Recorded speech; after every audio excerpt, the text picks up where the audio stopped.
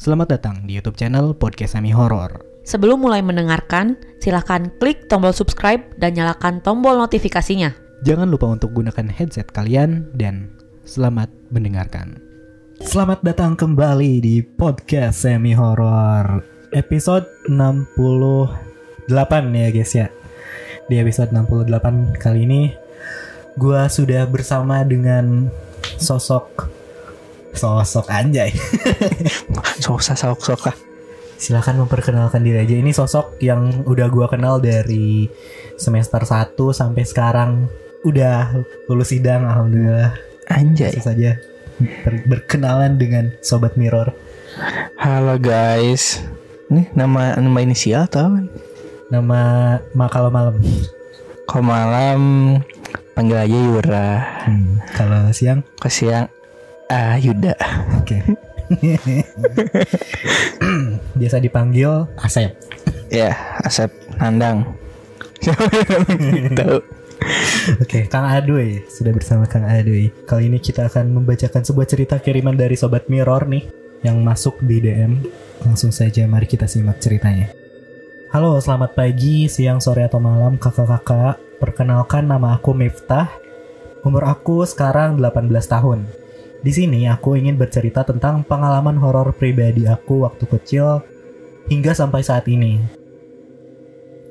Awal mulanya, aku mendapat gangguan itu pada saat aku berumur 5 tahun. Atau pada saat aku pindah rumah ke Depok. Rumah yang dibeli orang tua itu adalah rumah kosong yang udah lama. Di rumah itu ada satu sosok perempuan bergaun merah yang sering mengganggu warga sekitar. Dan pada saat rumah itu mulai ditinggali oleh keluarga aku, gangguan itu mulai muncul dan mengarah ke aku. Gangguan yang pertama kali aku dapatkan adalah suara seorang perempuan yang menangis. Pada saat aku memasuki sekolah dasar, gangguan dari sosok tersebut semakin parah. Dari aku kelas 1 SD sampai lulus SD, aku masih sering ngompol pada saat tidur. Dan ternyata itu adalah gangguan dari sosok tersebut. Padahal, aku sudah melakukan segala cara agar pas malamnya tuh gak ngompol, seperti buang air kecil sebelum tidur atau tidak meminum es di malam hari. Aku gak tahu motif sosok ini apa, dan ternyata sosok ini tuh suka sama aku. Orang tua aku yang tahu anak satu-satunya ini disukai sosok itu akhirnya membawa aku ke orang pintar. Dan ternyata benar apa yang dikatakan orang pintar itu, aku disukai oleh sosok tersebut. Pada saat aku diruqyah, orang yang mengobati itu bilang, sosok itu ada permintaan. Lalu ibu menjawab, apa itu? Dia minta teh tawar, teh manis, susu, kopi hitam, sama kopi pahit. Taruh di dekat dapur. Anjay, mau buka warkop nih. Iya.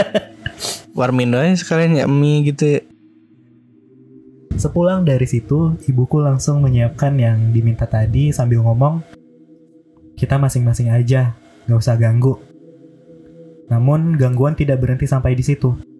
Pada saat aku memasuki jenjang SMP, gangguan itu datang lagi. Sosok itu mendatangi mimpi aku sambil berkata, kamu adalah milikku. Aku pun kaget, sampai terbangun. Dan aku tidak cerita ke siapa-siapa setelah mimpi itu. Nah, setelah mimpi ini aku mulai bisa melihat sosok-sosok nih di rumah. Dan ternyata mata batinku kebuka pada saat diruqyah dulu dan mulai dari situ aku bisa melihat hantu-hantu hingga sekarang. Sosok perempuan bergaun merah itu pun menampakkan diri di depanku pada saat aku sendirian di rumah dengan penampilan yang sangat menyeramkan. Dia berkata, kamu adalah milikku. Sama dengan kata-kata yang ada di mimpiku. Dan dia menghilang dengan sekejap. Aku pun cerita kepada kedua orang tuaku dan akhirnya dibawa lagi ke orang pintar dan dipasang barir gitulah. Aku nggak paham dan dari situ gangguan dari sosok tersebut nggak pernah ada lagi, walaupun dia masih sering nampakin dirinya kepada aku. Sekian cerita dariku. Terima kasih kakak-kakak sudah membacakan ceritaku. Sukses terus untuk kakak-kakak semua dan juga sukses terus untuk podcast Semi Horor. Asik. Thank you Miftah ya. Cerita dari Miftah. Gangguan saat pindah rumah. Ini rumah terus kejadiannya SD ya. Dia SD sampai saat ini, bahkan dia tadi bilang. Kenapa harus apa hubungannya dengan ngompol sih? Lu tau gak sih? Nah itu gue nggak ngerti. Udah ngompol terus kopi banyak banget gitu, mau bayang banget gitu ya. Mending sih kalau kopi gitu, kalau nggak bisa dibayangin nih kalau dia minta kopinya kopi Janji Jiwa atau Starbucks. Iya. Tapi nggak tahu ini dia nggak cerita juga sih, kayak misalnya dia kan nggak apa sih katanya, yang gue tahu beberapa orang mungkin gara-gara gue nonton film sih, kayak kok kita minum kopi hitam, nah dia tuh jadinya manis atau apa gitu kopinya, buat kayak ngetahuin gitu bahwa dia tuh disukai seseorang gitu. Tapi gue nggak tahu nih kalau fenomena si Miftah ini gimana gitu. Si Miftah ini dia tuh pindah rumah ke rumah yang udah lama nggak ditempatin, rumah kosong yang udah lama nggak ditempatin. Ya jadi begitulah, pas pindah rumah ada sosok yang menyukai si Miftah ini. Jujur sih aku nungguin kelanjutan cerita ini ya dari Miftah. Ini lumayan agak gantung sih ceritanya. Sekarang gimana nih kelanjutannya? Tolong dikasih tahu ke kita di DM. Cerita kamu sudah dibacakan nih. Gimana nih lanjutannya Miftah? Nah kalau lu sendiri Doi, pernah mengalami kejadian-kejadian atau cerita-cerita mistis gak? Wah, kalau kejadian mistis, gue sih syukurnya adalah tipikal orang yang gak dibuka lah mata batinnya. Tapi tipikal orang yang punya ngerasain aja. Biasanya punggung gue sih panas, misalnya berat gitu. Berarti lo bisa dibilang sensitif lah ya? Ya sensitif, benar sensitif. Banyak sih momen-momen yang sebenarnya gue rasain sih. Contoh deh yang paling lo inget, menurut lo yang paling lo inget dan paling serem. Kalau paling serem kayaknya enggak, asik. Gak ada yang serem. Sangat beriman ya orangnya, Masya Allah. Amin ya Allah. Nah paling yang terdekat sih mungkin terakhir sih gue pernah syuting. Itu tuh yang syuting ceritanya. Terus entah kenapa, nah itu Garut Selatan sih. Nah identiknya dengan Ratu Selatan. Oh, pantai Selatan. Okay. Nah kalau pantai yang gue tau aja, ada teman gue yang cewek ini sebenarnya dia bisa ngelihat dan mengetahui akan hal itu gitu. Wah sebenarnya cukup, bagi gue tuh kayak mungkin pengalaman pertama kali dari momen dimana gue ngerasa sensitif, tapi jadinya ada orang yang mengkonfirmasi gitu, lu tuh ketempelan gitu. Nah itu baru kemarin aja deh momennya tuh. Nah itu gue emang syuting di pantai tentang video gitu, durasinya singkat tapi emang cukup banyak lokasinya. Jadi ada satu tempat namanya kan ada biasanya ada tempat misalnya ini sauna, ini kan ada mappingnya tuh. Nah kita tuh mau ke satu tempat ya mungkin namanya taman apa gitu. Nah tahu yang apa yang kita kunjungi itu adalah sebenarnya bukan yang ada di map. Maksudnya lokasi terlarang atau gimana? Nah, aku nggak tahu sih itu terlarang atau enggak. Tapi itu tuh emang mungkin aku juga baru pertama kali ke pantai situ. Ini mana? Ini pantai, tapi ada dataran yang hijau banget, ya subur gitu. Nah, itu emang ada kayak sapi-sapi gitu, mengembala gitu. Nah, tapi ternyata hingga akhir mau pulang, nggak kayak nanya ke masyarakat gitu atau apa. Ada orang yang bilang bahwa ternyata selama ini yang kita syuting itu bukan tempat destinasi wisata gitu. Bukan yang ada di mapping itu gitu. Dan gua kayak cukup oh gitu ya, nggak kaget sih, kayak oh gitu ya udah gitu. Tapi emang momen itu tuh emang gua kayak suka aja sama pantai gitu. Atau ya di pantai selatan tuh gua ngerasa kayak gua tuh pengen main air aja. Yeah. Itu yang gua rasain, dekat sama air. Terus emang momennya kok gua sih kejadian horornya adalah tuh tidur hari kedua deh kayaknya. Setelah gue datang di hari pertama, hari kedua gue tidur, gue ngerasa ada yang nangis. Ngedengar gitu. Lagi tidur kayak Lo tidur di sebuah penginapan atau di penginapan dekat pantai? Dekat banget pantai. Ya kurang lebih kalau jalan sih dekat gitu, nggak terlalu jauh. Nah ya, kondisi rumahnya kayak rumah panggung lah, jatuhnya kayak gitu, nggak berlantai, beralaskan kayu lah gitu pondasinya. Terus kan biasanya kalau yang rumah awi kayak gitu kan mungkin lebih kedengar ya kalau ngobrol-ngobrol kayak gitu kan. Mungkin gue lebih jadi bisa dengar ada yang nangis, siapa yang nangis. Nah di situ tuh momen dimana pagi-pagi bangun, gue kayak spontan aja gitu. Uhuy. Nah gue tuh bilang, kalian ada yang denger nggak sih ada yang nangis? Semuanya tuh kayak teman-teman gue tuh parno semua tuh di situ tuh, kayak kaget-kaget. Ada satu orang ekspresinya beda gitu. Nah yang parno tapi ini ekspresinya parno tapi kayak orang yang tahu gitu. Lah kok lu tahu kayak gitu, kesan ngasih informasi ke gue tuh kayak bentar Doi, kok lu tahu padahal lu nggak ngeliat gitu. Nah tahu perjalanan syuting perjalanan pulang dari pantai selatan itu kan ke Bandung lagi. Nah kita tuh kan nyinggah dulu kan istirahat. Nah itu malam kondisinya. Tahu-tahu gue dipanggil sama teman gue, Doi sini dulu Doi. Kenapa? Kan gue orangnya suka bercanda ya, maksudnya tahu-tahu kayak serius gitu mukanya. Sini Doi. Kenapa? Nggak mau atau apaan sih gitu? Nggak, bener serius sini. Terus ke belakang mobil, yang lain tuh lagi kayak mesen makanan atau apalah gitu. Nah gue ngobrol deep banget tuh, Doi, lu tuh ketempelan. Hah?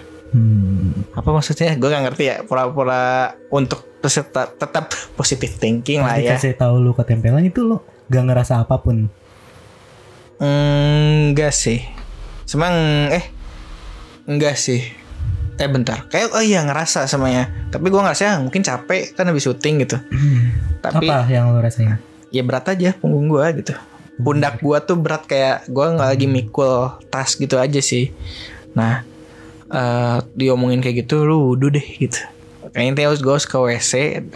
Ya gue gitu jadi ditakutkan ya, gue temenin deh gitu, temenin wudu aja. Nah itu tuh temen gue nggak nyeritain aja pokoknya. Selama perjalanan dia nggak nyeritain Aka ditempelin apa dan gimana gitu. Tapi itu ya, promosi mobil penumpangnya jadi berbeda lah. Yang parnoan pindah ke mobil satu lagi, yang satu lagi yang bisa lihat itu sama cowoknya tuh di mobil sama gue lah. Nah di situ gue emang ngerasa makin berat. Mungkin karena stigma gue juga deh, kayaknya sugesti gitu. Gue berusaha melawan lah gitu lah, santai. Tapi jadinya di kebayang-bayang kan jadinya gitu. Nah terus di perjalanan ya gue zikir aja lah, doa-doa gitu. Nah terus momen dimana udah masuk ke Bandung tuh udah mulai lepas gitu, nggak ngerasa lebih ringan. Terus bilang apa teman gue, Duh gimana? Gue lebih ringan sih, mungkin gue tuh selalu percaya bahwa emang makhluk itu juga kan semuanya punya Tuhan juga yang sama yang gue percaya gitu. Jadi ketika gue yakin dengan apa ya dengan Tuhan gue, ya Tuhan gue juga pasti ngebantu gue gitu. Nah gue sampai itu juga ke teman gue gitu. Hingga momennya udah pada nyampe bubar. Nah gue tuh singgah dulu teman gue ini yang bisa lihat. Cerita deh situ. Gue tanya, lu tuh ketempelan Doi sama dua sosok cewek semua. Nah, sekalinya ada yang demen sama gue, makhluk halus. Nah, masalah asrama di real life, asrama. Ini asmara ya. Masalah asmara di real life agak complicated. Giliran di dunia lain banyak yang menyukai ya. Iya. Di idola. Nah, ada dua katanya. Satu tuh udah nempel, yang satu lagi duduk di belakang. Bentar, yang satu nempel posisinya gimana nih? Nggak tahu dibilang posisinya gimana. Tapi nempel tuh di gua gitu, nempel gitu. Ya. Satu lagi di belakang duduk gitu. Ya gua mah kan mikir candain aja. Ngapain duduk di belakang gitu kan? Kayak apa sih kenapa dua-duanya nempel gitu? Maksudnya gua di situ tuh ada cowok tuh banyak, kenapa harus gua gitu? Ya, itu sih yang gua karisma lu tuh beda. Tapi untuk dunia lain. Nah nggak tahu juga. Nah semuanya gue juga karena gue merasakan hal itu, gue juga menanyakan kayak kan biasanya ada tanda-tanda lah ya, kayak misalnya ombak tuh ketika ada pasang, ada surut, ada pasang, surut bener ya, ada pasang, ada surut. Gue nanya kenapa sih, kan pakai baju atribut kayak gitu kan setelannya. Cowok tuh kan tanya cowok. Gue ngerasa emang ketika berapa kostum kayak ada ombak yang ingin narik dia gitu. Termasuk gue juga ngerasain kayak gitu. Ketika gue pengen main air, kenapa ombaknya selalu dekat sama gue ya gitu. Dan ternyata itu tuh menjadi jelas ternyata kekuasaan jin gitulah katanya. Yang paling banyak tuh di pantai semuanya. Dan dominasinya adalah wanita. Hingga makanya kalau cowok ditarik untuk jadi di sana untuk para wanita itu. Kalau cewek ditarik misalnya biasanya buat menggantikan kedudukannya lah. Singgasana anjay. Gitu. Kalau di film sih kayak film yang penarik kan gitu ya. Kalau di filmnya jadi yang cowoknya jadi pasangannya, kalau yang ceweknya menggantikan posisi si makhluk itulah gitu. Yes. Itu lu nggak nanya tuh sosoknya kayak gimana? Nah gue nggak nanya sih. Intinya sih cewek lah. Kenapa gue nggak berpikiran nggak nanya? Nggak demen juga sih gue. Siapa tau cantik kan. Nggak kan gue alhamdulillah nggak juga sih gitu. Malah ngeri juga gue bawa pulang ke Bandung. Gue mau nafkain apa. Wah nggak kebayang sih kalau lu bergabung bersama di istana tersebut. Gimana ceritanya gue ke sana, bingung juga. Lu bisa dapat pengalaman yang luar biasa. Iya sih, ini gue juga ngerasa berat juga nih di sini. Kenapa ya? Wah agak takut juga ya. Mungkin takutnya kepanggil juga nih gue ngomong-ngomong. Takutnya sompral tuh ya. Bismillah ya. Nah sharing lah ya. Jauh. Jauh. Tolonglah di Garut. Gitu sih. Dan iya kayaknya selama gue ke pantai baru kemarin deh gue kayak gitu deh momen. Nah ini pengalaman yang baru juga sih secara mistis sih. Dan sebelum-sebelumnya yang lo alami tuh yang biasa-biasa aja kayak gimana? Nah sebelumnya gue dulu SMA ada organisasi nih SMA nih. Apa tuh? OSIS. Kayak kalau cerita horor mengenai kayak PMR, OSIS yang sekiranya menetap di sekolah tuh kayaknya pasti banyak deh kejadiannya gitu. Kalau gue tuh dulu momennya dimana ada mau bikin acara pentas seni kalau nggak salah. Dia ada sekolah gue tuh ada kayak panggung. Dan gue tuh banyak orang bilang ada yang main piano di sana. Hingga momennya gue kayak bilang nggak mungkin gitu. Gue nggak percaya lah intinya di momen itu. Disitulah gue ada momen dimana gue nginep. Gini ada ruang OSIS. Kok keluar tuh langsung depannya panggung. Nah ada momen dimana jam 1 malam lah, jam 2 malam nggak salah. Tiba-tiba ada yang main piano. Kedengeran sampai ruang. Kedengeran. Gue mau keluar aja takut juga gitu. Jadi gue diem aja di ruang OSIS gitu. Terus ada momen dimana gue tuh pernah masuk ke ruang guru nggak salah, ruang guru atau ruang apa lupa lagi yang ada CCTV. Sekolah tuh kan ada CCTV ya. Satu CCTV 1, 2, 4, 5 kalau nggak salah itu tuh benar. Tapi kalau yang CCTV nomor 3 dibalik. Apanya dibalik? Dibalik. Jadi atas di awalnya kayak lurus kayak posisinya jadi gitu. Lantainya di atas. Nah itu tuh jadi katanya ada si merah. Sama nih kayak si Miftah nih ceritanya. Kenapa harus merah gue juga bingung sih. Tapi gue dengerin merah tuh biasanya lebih kuat deh. Ya levelnya lebih tinggi. Gitu. Si merah tuh lebih tinggi dan suka lewat-lewat katanya. Oh ya kejadian horor laginya ini gue ingat. Jadi gue ada kayak main di villa. Terus di villa itu di daerah Bandung. Oke. Villa jangan disebutin lah kali ya. Jangan. Tinggal aku villanya. Nah villa ini dimana kayak acara gitu rame-rame. Gue tuh sama yang lain. Tahu-tahu kita ada kegiatan di luar di taman malam-malam tuh. tapi gue ngerasa di dalam ada yang teriak-teriak. Nah kayak kakak tingkat itu kayak menenangkan kita, yuk ice breaking, main-main biar semuanya biar nggak kena juga gitu.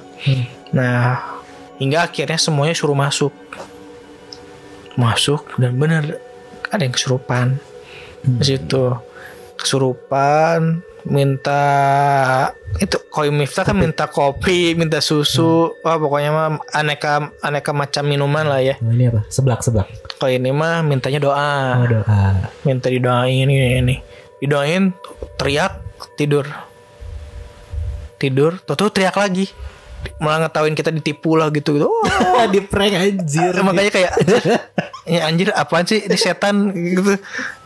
Apa gitu kayak ngaji aja gue ngaji nih, ngaji lagi, dia tuh kayak ngeliatin kita gitu, soalnya kayak guru ngaji jadinya ngeremehin gitu kayak terus kayak apa sih kayak ngeliatin kamu gitu lah kayak gue kayak panik aja gitu.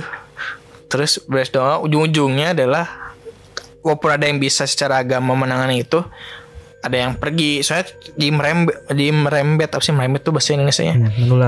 Menular, beruntun gitu tuh. Ada yang ini kan kita pindah ke atas, yang di bawah tuh yang biarin kesurupan. Ada tiba-tiba naik ke tangga, wah kayak zombie ya, kayak menginvasi gitu jadinya. Keren. Nah, itu pengalaman gue sih itu, yang gue baru inget tadi lagi nih.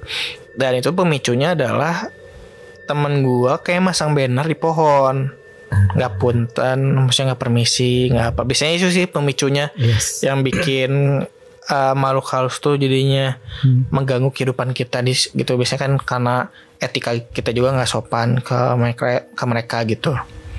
Gitu sih. Sejauh itu yang gue ingat sih. Sebenarnya banyak sih, tapi ya mungkin nggak spesial banget sih. Mungkin sama kayak yang lain gitu. Gila ya, di prank setan. Itu kayak ngakak banget juga sih gue. Luar biasa. Di episode kali ini ada cerita dari Miftah. Ditunggu Miftah kelanjutannya, dan thank you banget buat Aduy yang udah menyempatkan waktunya yang sangat sibuk banget nih kalau gue lihat-lihat. Aduh, santuy. Semoga dilancarkan kerjaannya, urusannya, proyek-proyeknya. Amin. Segera mendapatkan jodoh yang terbaik. Amin. Semoga yang mendekat tidak makhluk halus lagi ya. Tapi udah makhluk nyata. Anjay. Betul. Oke, episode 68 sampai di sini ya. Buat sobat-sobat Mirror yang pengen kirim cerita, boleh langsung di email aja ke podcastsemihorror@gmail.com, ataupun boleh kirim ke DM kita di Instagram @podcastsemihorror. Sekali lagi thank you buat Aduy. Akhir kata Aziz pamit. Aduy juga pamit. Tetap dengarkan podcast Semi Horror. Wow.